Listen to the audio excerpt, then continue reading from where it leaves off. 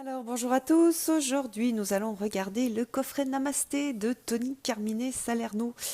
C'est lui qui a fait l'oracle de Gaïa, il a fait beaucoup d'oracles avec ses œuvres et j'aime beaucoup en fait ses peintures et je trouve qu'il a vraiment du talent et que en fait ses peintures dégagent quelque chose de spécial. Alors donc c'est un coffret classique et on peut lire au dos que Namasté est communément employé pour dire bonjour et au revoir en Inde. Donc ça vient de l'ancien sanskrit qui signifie j'honore le divin en toi qui est aussi en moi. Il symbolise la reconnaissance simple mais si puissante que nous ne faisons qu'un avec l'esprit. Voilà, alors l'œuvre rayonnante de Tony Carmine Salerno, tout comme les messages inspirants de cet oracle, sont destinés à vous offrir l'énergie et la bénédiction du Namasté au cœur de votre vie. Donc vous voyez que c'est un oracle qui est très orienté sur aller chercher en soi le divin, la lumière, etc. Voilà. Donc c'est important de le savoir parce que déjà l'oracle est magnifique, mais que avant de l'acheter, c'est intéressant de savoir ce qu'on achète et ce qu'on va pouvoir, quels sont les, comment dire, les bénéfices que peuvent apporter les cartes. Et puis qu'est-ce qu'on ne peut pas avoir à partir de cet oracle. Donc je le redis, très axé sur le divin en soi. On a juste une petite carte pour expliquer comment utiliser les cartes. Bon, en gros, il faut tirer une carte et c'est tout. Et puis ensuite, donc, on a de magnifiques cartes avec un bord doré. Ça, c'est super joli, j'adore. Les œuvres de Tony Carmine Salerno qui sont magnifiques. Et je trouve qu'ils sont inspirantes au-delà des messages qu'il y a derrière. Donc, pour moi, ce jeu-là, on va pouvoir l'utiliser de deux façons. Soit en essayant en lisant les textes et en se connectant à sa lumière divine, etc., sa partie sacrée. Soit juste en regardant les images et en ressentant ce qu'elles nous font euh, sentir en fait, ce qu'elles font ressortir au niveau des émotions ou des ressentis. Donc c'est un jeu qui peut être aussi utilisé pour toutes les personnes qui font le mercredi, c'est Dixit par exemple. Vous pouvez aussi utiliser ce jeu-là, je trouve qu'il s'y prête bien, même s'il a essentiellement des arbres et peu de personnages. Mais on a quand même des choses qui se passent, et puis on a des petits symboles, des petits cœurs, de la lumière, des feuilles qui sont vertes, pas vertes, des champs, etc. Voilà, alors donc on va regarder toutes les cartes, je vais vous montrer, je ne vais pas tout vous lire, mais on va par exemple regarder cette première carte, donc là c'est la bénédiction relationnelle. Une relation du quotidien réveille une blessure à l'intérieur de toi, une blessure du passé, peut-être même d'une vie antérieure. Recentre-toi, cherche la partie de toi qui est blessée et envoie-lui de l'amour. La guérison va se manifester et tu en retireras plus de force et de sagesse. Voilà. Alors, ensuite, on a celle-ci aussi qui est très belle, hein, que je connaissais pas. Il y a certaines illustrations que j'avais déjà vues dans d'autres jeux. Je trouve ça un peu dommage, mais bon, elles sont tellement belles que je trouve que ces jeux sont magnifiques. Chaque expérience nous enrichit, ainsi que ceux qui nous entourent, d'une façon différente, indépendamment de ce que nous réussissons ou pas. De ce que nous faisons ou pas, chaque expérience est une bénédiction sous une forme ou une autre. Rien n'est une erreur, car toute expérience sert un but divin, tout est béni. Namasté. Tu es béni pour ce que tu es. C'est des belles cartes à tirer le matin, en fait, quand on se lève et qu'on a besoin un peu de se relier à son cœur. C'est vraiment un... je trouve, en fait, un jeu qui est très relié au chakra du cœur, en fait. Il fait beaucoup référence au cœur. Même s'il parle du spirituel, on passe toujours par le cœur. Donc voilà, on va travailler l'amour de soi, l'amour des autres, l'amour de la vie. Je vous montre donc les illustrations. Je tourne à chaque fois si vous voulez faire une pause pour lire. Mais je ne vais pas lire toutes les cartes. J'essaierai de vous en mettre quelques-unes sur mon Facebook pour que vous puissiez voir un peu si ça vous parle ou pas. Donc il y a quelques leçons aussi de vie. Voilà, par exemple, celle-ci, elle est connue, l'illustration. Mais, euh, mais c'est une de ces illustrations que je préfère. Elle est vraiment très très belle. J'adore celle-ci aussi. Très sympa.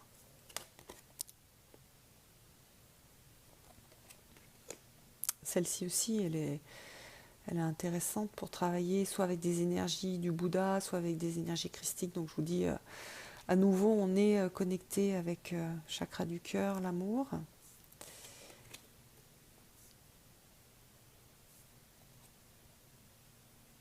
Donc vous voyez au niveau des interprétations qu'on peut faire juste en regardant la carte, vous voyez qu'ici par rapport aux autres arbres, on a un arbre qui n'a plus de feuilles, donc on va plus avoir un ressenti automnal. Ici aussi, mais là les feuilles ne sont pas encore tombées, on voit qu'elles sont en train de tomber.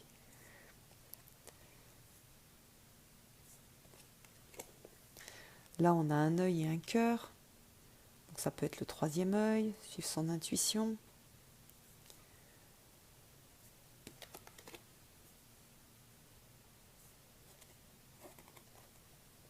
Il y a quelques cartes qui sont à l'horizontale. C'est vraiment beau.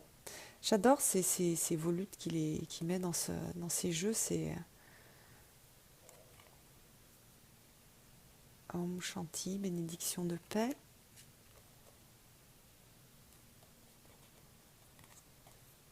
Bénédiction tissée dans la vérité.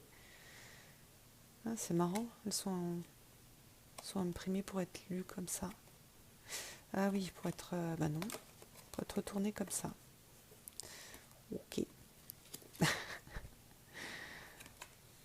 Ah, décidément, un cadeau béni.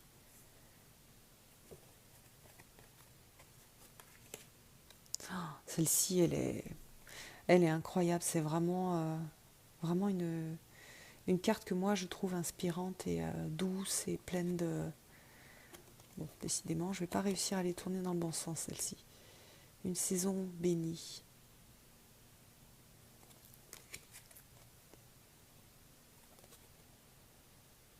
Une idée bénie. Waouh, ça c'est beau. Le soleil couchant, la pluie. Ah, sur le lâcher prise. Ah. Donc on est lié en... Il y a vraiment un...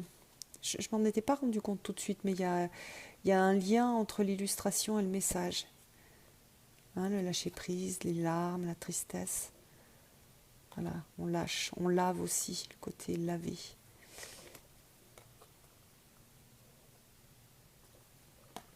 Pardon, bénédiction d'acceptation.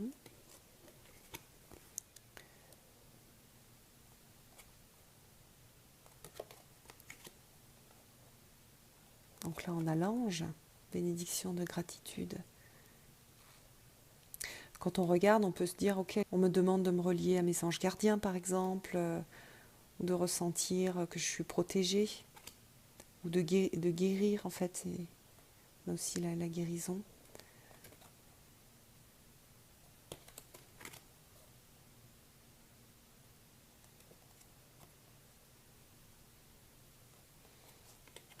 C'est joli la façon dont c'est présenté à l'arrière. Hein. J'aime beaucoup. Quelque chose de vraiment très... c'est très beau.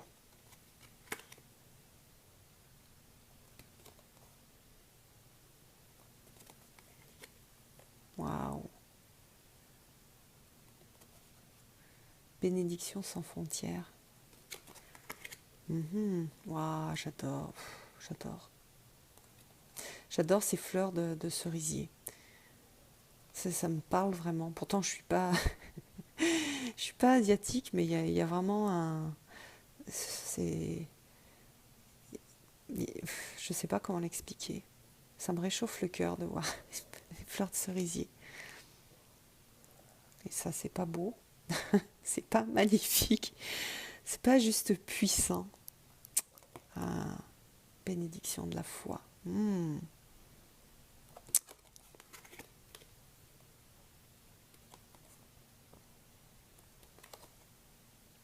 C'est vrai que dans les oracles Tony Carmine Salerno, vraiment ce que j'aime le plus, c'est ces tableaux. Souvent, j'utilise pas ces textes, pas forcément. Mais par contre, j'adore ces œuvres. Et puis là, donc du coup, c'est dans ce sens-là. Là, il a fait donc un jeu où on n'a pas de bordure, donc c'est vraiment joli. C'est poser la carte, c'est les énergies féminines, la mère divine. Ouais. Donc voilà, poser, c'est beau, quoi. On voit même pas que c'est une carte, c'est un tableau. C'est vraiment joli toutes ces. Regardez, bon, elles sont pas toutes faites de la même façon. Il y a une belle façon de présenter les textes.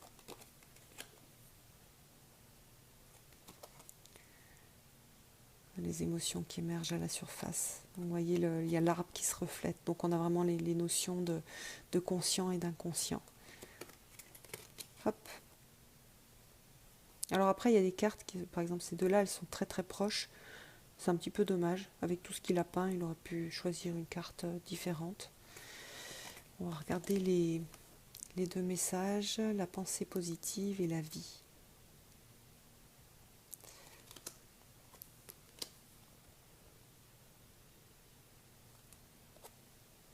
La créativité.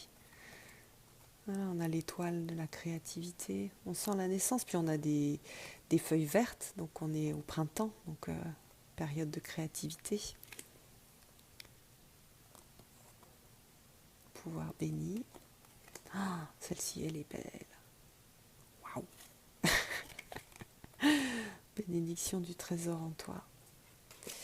Et puis la dernière, bénédiction de la lumière du soleil. Voilà, alors c'est, je trouve, un jeu magnifique. C'est pas un jeu pour se tirer les cartes et pour faire des tirages classiques. C'est pas du tout un jeu pour faire de la divination, absolument pas. C'est plus un jeu pour accompagner en fait le chemin de vie, pour aider à se connecter à sa divinité, à son côté lumineux. Et pour ça, je trouve que c'est un jeu intéressant. C'est pas compliqué, on a la carte, on retourne. Il y a vraiment une très très belle présentation, hein, le fait qu'il n'y ait pas de bord. Et la présentation à l'arrière de la carte, j'aime énormément. Voilà, j'espère que je vous ai fait un petit peu rêver. Et puis je vous donne rendez-vous pour une prochaine vidéo. À bientôt!